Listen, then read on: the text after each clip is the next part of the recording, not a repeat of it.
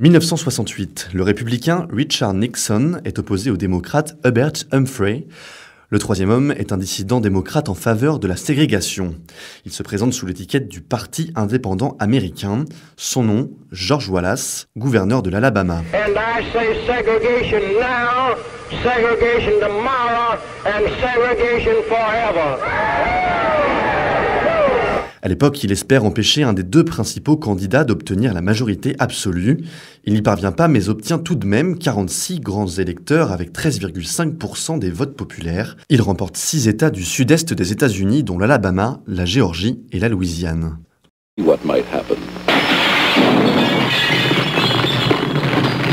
As president, I will stand up for your local police and firemen in protecting your safety and property. 1992, Bill Clinton remporte l'élection avec 43% des voix face à George Bush père qui en obtient un peu plus de 37%.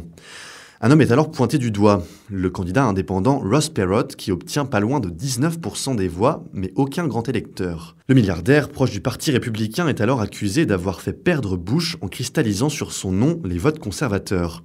Now, just for the record, I don't have any spin doctors, I don't have any speech writers, probably shows.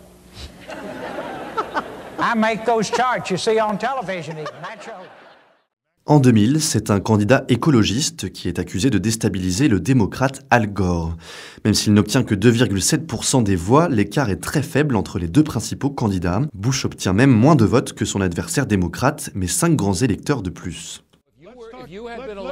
Let's give these Americans some of our